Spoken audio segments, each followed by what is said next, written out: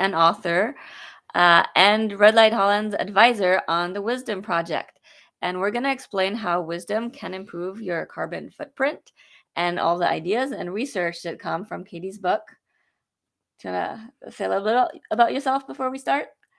Yeah, I am an environmental engineer now specializing in environmental behavior design. So I'm really interested in how we use environmental data to actually shift people's behavior. And I did write a book called How to Save the World about that Great kind book. of thing. So yeah, excited to see or to understand how we can really influence people's behavior. And so this is what we're talking about with this light here. Yeah. So you can see it might be a little bit hard to see with camera, but wisdom is currently glowing green. The reason it is glowing green is that in the app, I actually gave wisdom my location. And it's that you see we're here in the Bay Area, Sunnyvale. And what is happening is that wisdom is going to an API called What Time and getting my carbon emissions of my local grid in real time. It updates every 15 minutes and changes color, right? And it changes color from green when your emissions are the lowest to red when your emissions are the highest. So, Katie, maybe you can explain the idea behind the change of color and this type of feedback. Where did that come? Because this was your idea. Oh, yeah. Well, gee, where do I start? About 10 years ago, I'd been working on making a lot of my career just making really like environmental content, like storytelling. Should I look at you or look at the camera? Probably look here.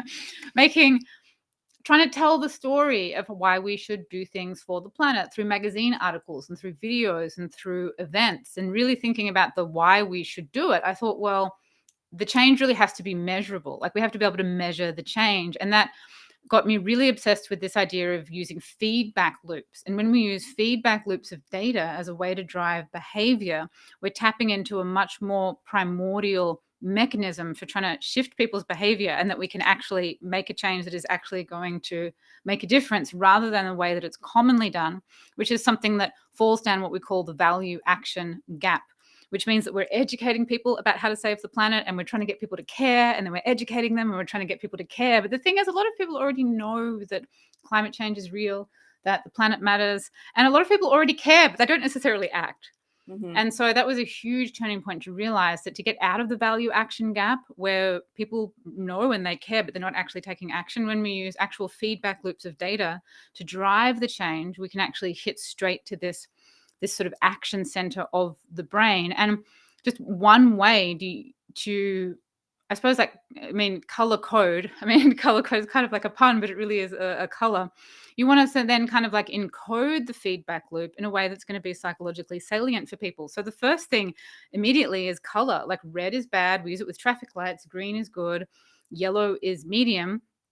One of the first ways that you can just get a sense of is the feedback loop good or bad is by using color. And color is really fascinating because it completely hits the unconscious part of the brain. We don't need to intellectually interpret color. We just know by looking at a green light that that's like the good signal and the red one is the bad. There's no just absolutely no sort of prefrontal cortex interpreting what that means. That's why color specifically is an enormously powerful driver for behavior.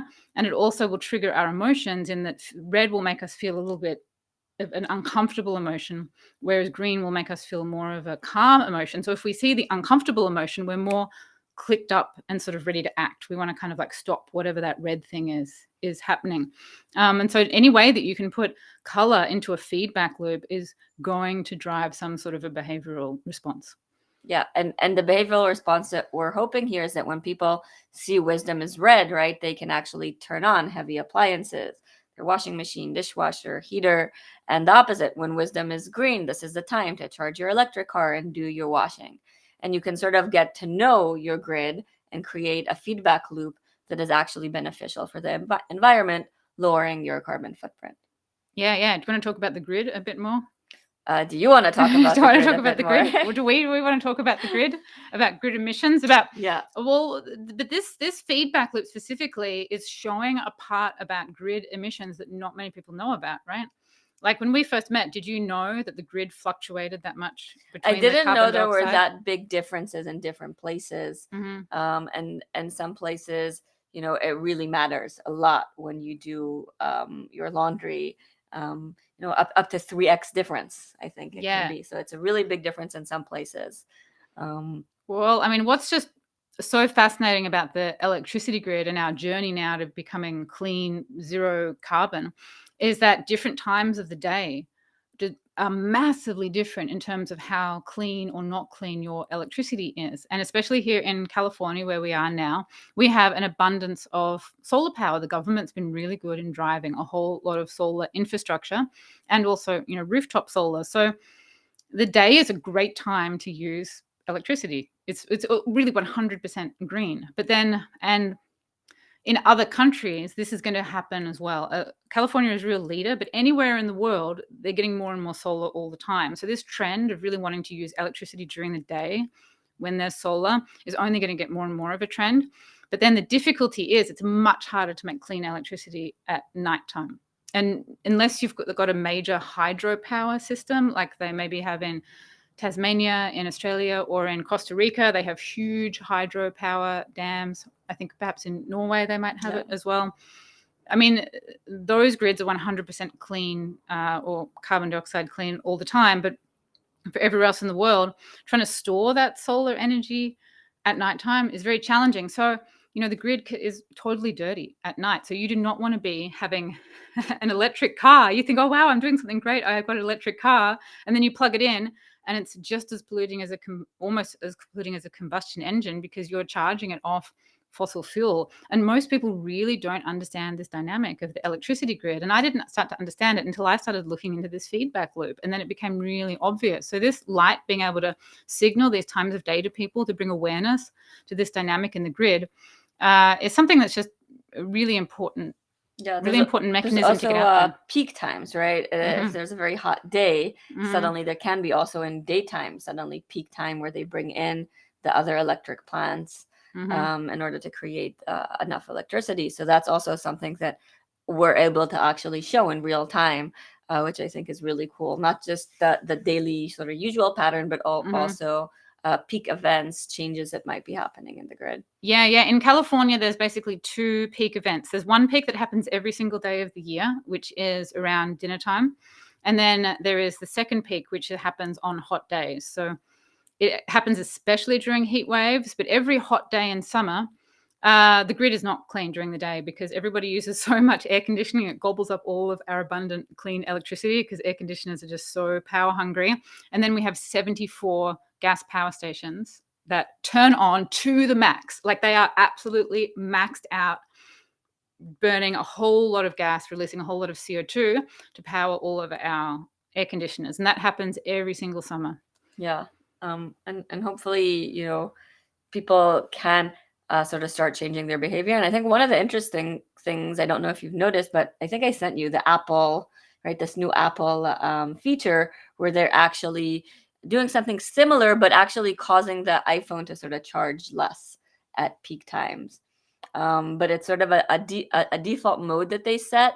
And we're, I think, doing something a bit different, which is the data visualization. We're giving people options, right? Creating this feedback loop and letting them know, hey, look around you. There's a big world. We can be part of it. We can be part of a positive change. Yeah, well, I mean, that's amazing that like the team of developers at Apple have programmed it in. So there's no reason why every single appliance from our refrigerators, our thermostats, shouldn't be programmed to reduce, like either turn off or just reduce its load, like during those times. Like, but this is where it kind of like you have this interesting a chicken and egg, or perhaps like iterative kind of journey with getting individual awareness out there leading to systems change. Is like, how are those Apple developers going to actually know, or all of the people who make all of the refrigerators, how are they going to even know about it unless there's innovative products like this, or people making content or making prototypes for that, to let people know that they can actually perhaps build this in to the systems. But then again, we can't automate everything. So there is still a portion of, no matter how much of these systems are built, that we're going to have to rely on people's individual behavior. So we don't necessarily want to live in a totalitarian world where you are absolutely not allowed to charge your EV ever. like it's against the law and you'll get put in jail if you try to like use any electricity during this time. We want to encourage people. That's why it's called nudging. We want to nudge people in this direction. So, sometimes you really might have a load of laundry that you just like have to get done during that peak time. But for all the other loads of laundry, you can voluntarily, through a device, through a signal like this, do it in the daytime instead of the nighttime. Yeah. And that brings us to the other environmental feature of wisdom, to really cultivate awareness and what you called imagination, right? So wisdom comes also with a deck of cards called Mind Play that is really designed, also with Katie's help, in order to create connections to yourself, your community, and the environment. So I want to read one of the cards to you, and the way it works is, are you okay demoing? Yeah. So wisdom, it's a biofeedback device. You can just have a comfortable hand here. Just to show yeah, you can show. There's a little light that is shining on Katie's finger, and we're getting her pulse. And here we're going between blue and pink. So we wanted to have different colors than the green and red. So blue here is when Katie's heart rate is quite low and calm, as you can see right now. And it goes pinker when she gets more excited or anxious. So I'm going to ask one of the questions that you designed for us. Imagine a future where humans, tech, and nature coexist in harmony. Describe a day in your life in that future. Oh, but what am I meant to be doing to my heart rate? Is it meant to go up or down? I have a naturally very low heart rate. So it's going up a little bit by you thinking what you're supposed to be doing. Okay. The next part of the question is, can you increase your heart rate by getting excited about one action you could do today towards a harmonious future? Okay. So do I talk it out loud or do I meditate on it? If you want to share, that would be awesome. It's quite boring for people to just watch me just think about it. So the question is that I need to think about a time in the future where tech and nature coexist in harmony. Humans, tech, and nature. And describe something of that day. Okay. I imagine a future where building facades are covered with plants and building facade watering systems and designs and geotextiles are like really, really teched up. So it's super easy as easy as it would be almost to just put up like big like sheaths of like tiles and concrete and panels and all that kind of stuff. You could have these able to be growing and alive, and they could just all fit together like Lego. So it wasn't really hard to do, because as you can see, I have 2 green walls out here and they die all the time because they need this constant watering system, which I'm always designing and realizing that it's quite hard to keep plants alive in places where they perhaps weren't meant to grow. So we need a lot of irrigation technology with the plants, with buildings. That's my dream. So can you increase your heart rate by getting excited about one action you could do towards that? I need to actually go and figure out how to use the timer. Maybe you can help me afterwards figure out the timer. Okay, let's get excited. Okay, getting excited about the timer, and it was like I couldn't figure out how to use it, even though it's not very technically advanced. Just on and off, not make it go for 10 minutes every day. And then if I go out and buy more plants, I can fill my green wall up with plants. And then if the timer works, and they should not keep dying about once a month, every time I have a forgetful spell, they die, and then I have to buy more over again. Is it getting excited? Is it going up? A little bit purpler. I think if we really imagine the excitement around building it. But maybe my question sort of is, where does this theory come from around imagination, and why is it important? Oh, where does it even come from?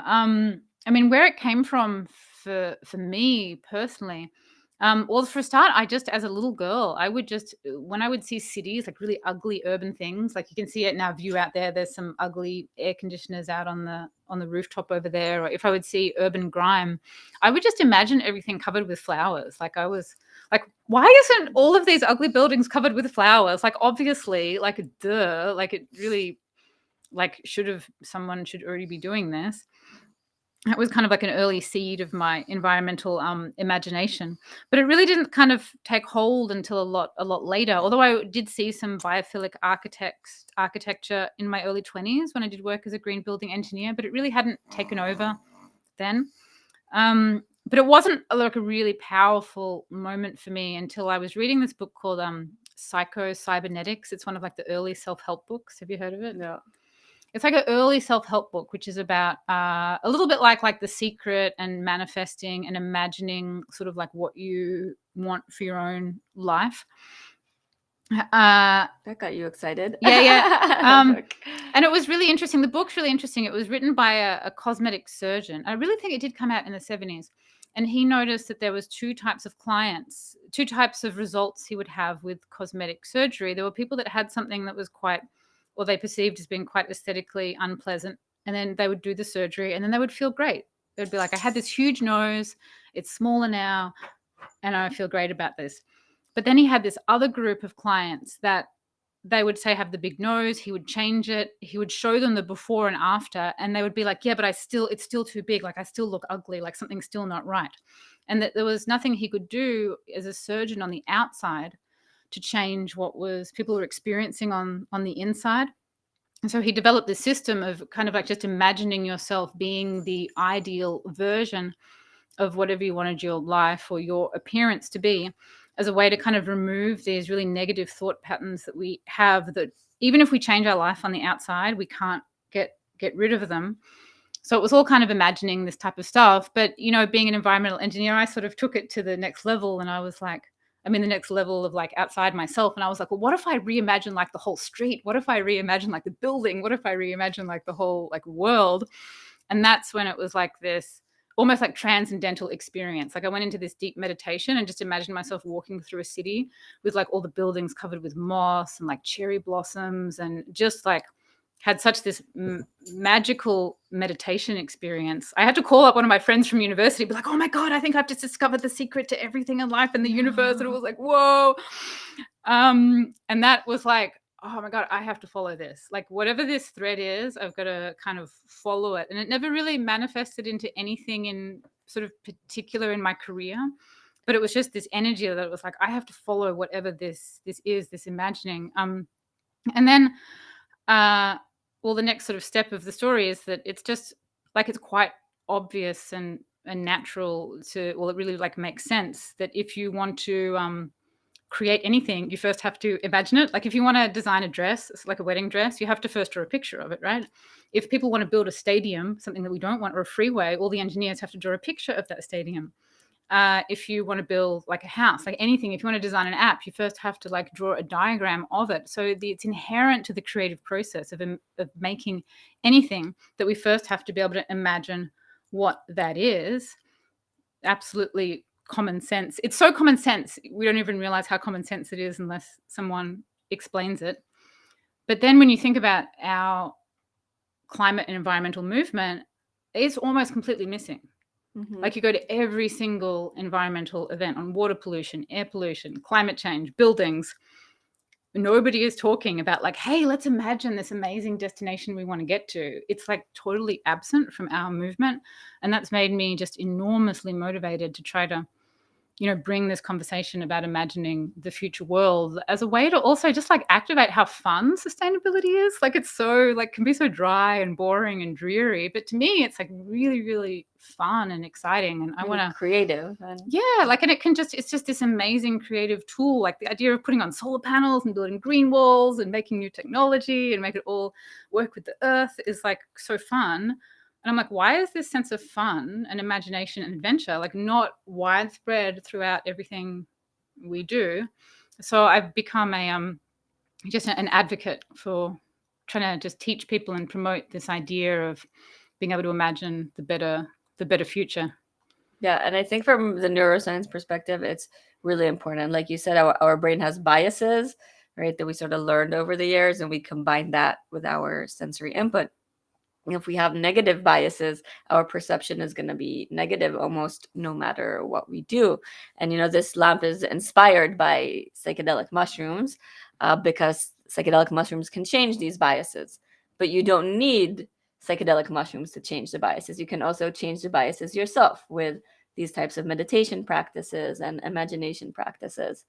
Yeah, and there's like so many amazing artworks of like eco cities and these amazing creative eco futures. Like you can just look through the artwork that other people have done, and most people have not seen them before because they're not very like are well promoted. Like, I mean, solar punk is like a movement that promotes like a lot of these type of images, but they don't even need to be sort of like edgy solar punk. They're just, it's also just called landscape architecture, like in conventional building, which is putting plants on stuff. And, you know, realizing when you see these images, you realize that you actually like can create a better world. People actually are creating it all the time. And, you know, like what you said about the biases, the more you fill your imagination and your mind up with all of this like positive energy and positive stimulation, then you start to see it everywhere. And then you start to have more energy yourself to be able to connect with people, you know, make stuff happen.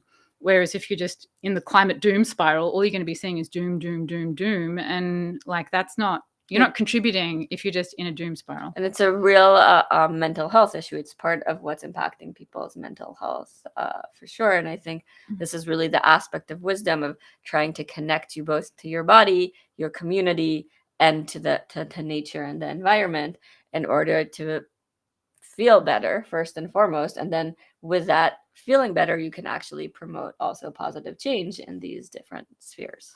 Yeah.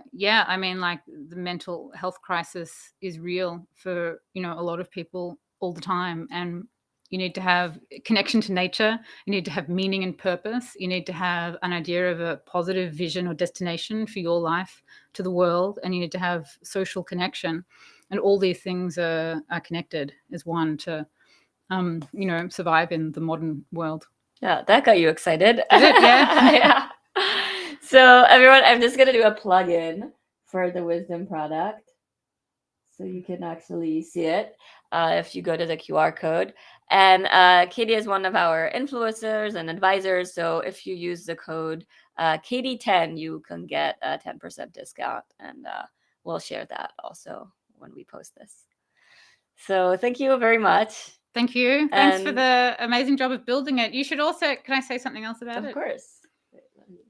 It hasn't been doing any of its exciting colors now, but I've had this in my house now for a couple of months now, at least a month. Fantastic. And it has the most beautiful what would you call it, like spiraling kind rainbow. of, yeah, like, we can show if you it's take not it like out of a your finger. it doesn't glow, it's much brighter in real life.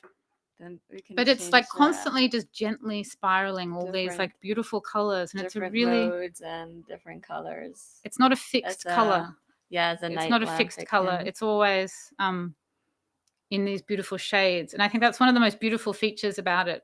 Like I have it on. I try not to leave it on 24 hours a day because I don't want to burn the LEDs out. Have it last as long as possible. But it's so nice to just have permanently on, just putting this nice energy out. Yeah. Thanks. Okay, everyone. So thanks for watching, and hopefully we'll get more feedback about wisdom. Bye.